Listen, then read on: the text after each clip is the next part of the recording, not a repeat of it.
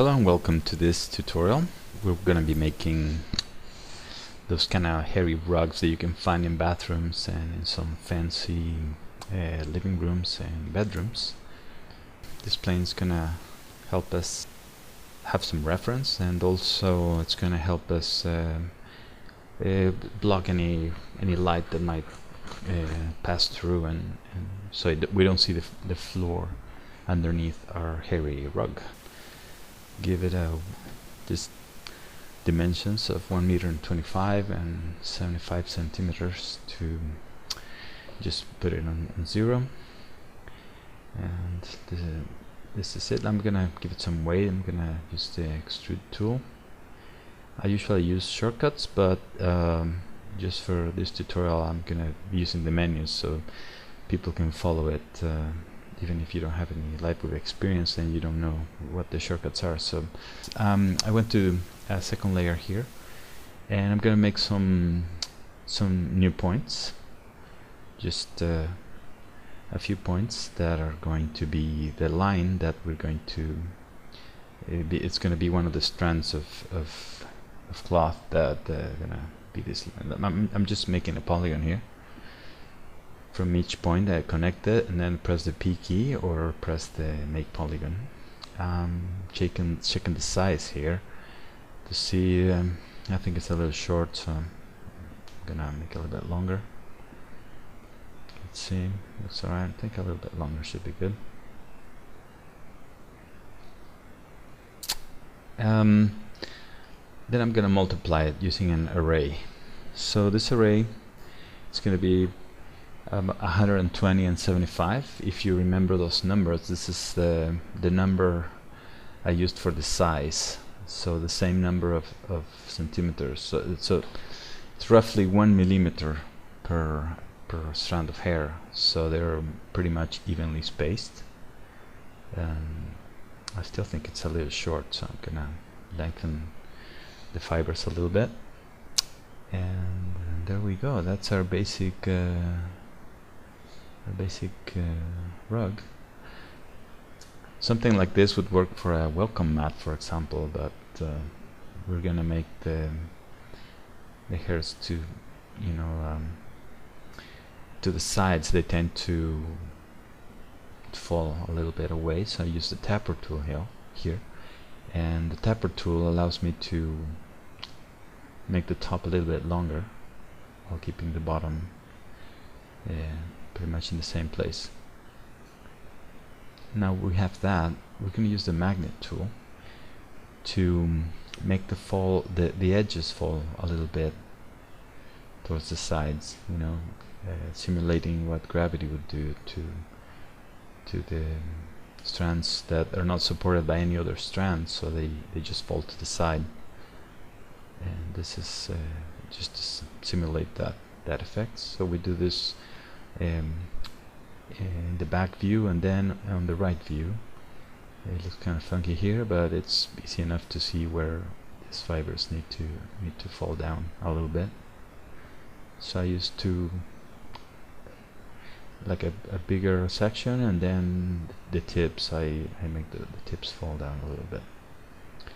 I can see that my rugs are the fibers are away from the floor, so I raise it up a little bit, raise those bottom points, and then just bring the whole thing down a little bit. And this is our basic shape. It's every fiber is evenly spaced, and this is gonna work. It's good. So we're ready to send this to layout. I'll save it first, of course. You can't see the save dialog here because my screen is a little bit bigger than the capture area. But here we go. Just give it a name. Let's say it's just rug. And now let's send this over to layout. Again, you can't see the send over to layout, so I'm just gonna drag here so you can see it. There we go. Send over to layout, and there it is. All right. So before we can see this, we're gonna add just a little see VPR. You can see the fibers there, but they're very thin, so it doesn't work. We add a backdrop so you can see a little bit better, and so the lighting gives us something to look at. Still nothing to write home about. The fibers look thin, very thin. So the way we make this fibers thicker is we go into the object properties, and over here in the edges tab you can see that the particle line thickness is 1 pixel. If you increase this by pixels, it's not really the effect we want, but if we go negative, it turns from pixels to meters, and that's exactly the effect that we want. I had to go really small to 0.05, but that looks pretty good. Like I said, this is good for this kind of effect. I work for a welcome mat or some kind of brush or something like that, but we want something a little bit more chaotic, so I'm gonna use displacement here in the nodes. I could use the texture. It's just I've been using nodes for this stuff, and I want to learn a little bit more about nodes, so I'm forcing myself to use them a little bit more.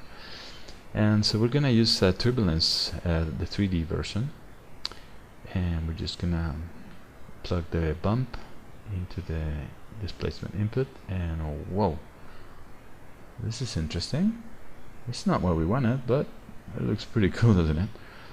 So the amplitude is way too big, so we're gonna tone this down, see what it looks like.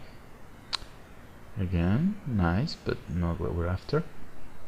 So in this case, texture is a little bit big, so let's bring it down to 0.2. Okay, it's getting closer. It's still too much amplitude, so we lower that. That's all. That's pretty close. Still gonna tweak it a little bit more. Oops. There we go. That's it. That looks pretty good. Lower that a little bit more, and here we are.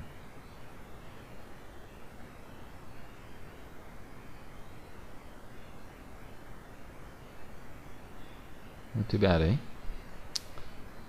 Not too bad at all. Just like it is, it would work.